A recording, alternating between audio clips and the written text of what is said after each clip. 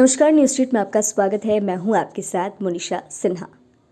Cyclone Michaung का असर बिहार में बहुत देखने को मिल रहा है। आपको बता दें तो बिहार में मौसम जहां एक तरफ खराब हो गई है, लगातार बारिश हुई है, तो वहीं अब तापमान में भी गिरावट दर्ज की गई है। हालांकि अभी ठंड का मौसम है, दिसंबर का महीना है, और ऐसे में जहां एक तरफ ठंड का असर देखने को मिलता है, तो वहीं दूसरी तरफ अब यह भी देखने को मिल रहा है कि बारिश भी शुरू हुई है। दरअसल बिहार के विभिन्न जिलों में बारिश हुई है, जिसको लेकर तापमान में गिरावट दर्ज की गई है। और कहीं ना कहीं जहां अभी तक बिहार में ठंड शुष्क पड़ी हुई थी, वो अब धीरे धीरे बढ़ने लगी है। तेज हवाएं भी चल रही है, लेकिन मिचोंग तूफान का असर जो है वो अब फ्लाइट पर भी देखने को मिल रहा है। दरअसल जो यात्री फ्लाइट से सफ़र कर रहे हैं, उनके लिए उनके जेब पर ये असर डाल रहा है, क्योंकि फ़्लाइटों का जो किराया है वो 2 से 3 गुना तक बढ़ रहा है। और ये 10 दिसंबर के बाद ही इसमें राहत मिलेगी, और मौसम खराब होने के कारण कई फ्लाइटें कैंसिल हो जा रही है। जिससे आप समझ सकते हैं, जहां यह देखने को मिलता था कि इस ठंड के मौसम में जैसे जैसे ठंड बढ़ती थी, विजिबिलिटी कम होती थी, धुंध रहता था, और कोहरा के कारण जो फ्लाइटें हैं वो लेट हो जाती थी या फ्लाइट रद्द हो जाती थी, कैंसिल हो जाती थी। तो अब उसके साथ साथ ये एक और समस्या आ गई है कि मिचोंग तूफान जो है, साइक्लोन जो है, इसके कारण जो लोग फ्लाइट से सफ़र कर रहे हैं उन पर ज़्यादा असर डाल रहा है।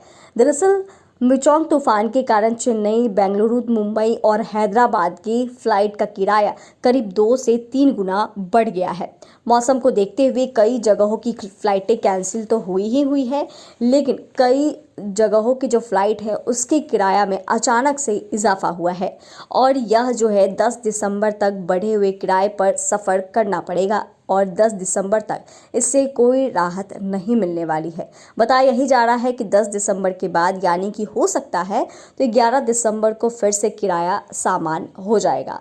तो आइए इस वीडियो में हम आपको बताते हैं कि अगर आप भी फ्लाइट से कहीं सफ़र कर रहे हैं तो किराया कहाँ का कितना है, क्योंकि यह जानना आपके लिए बेहद ज़रूरी है।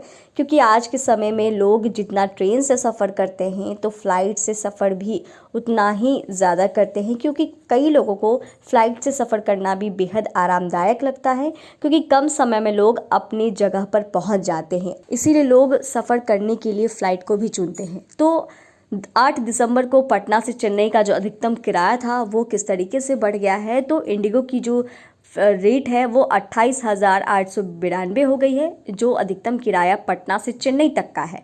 स्पाइस जेट की बात करें तो स्पाइस जेट का 24,500 हो गया है। विस्तारा की बात करें तो 35,750 हो गए हैं, और एयर इंडिया की बात करें तो 34,300 हो गए हैं। ये तमाम फ्लाइटें जो हैं वो पटना से चेन्नई तक का है, जिसका अधिकतम किराया इतना बताया जा रहा है।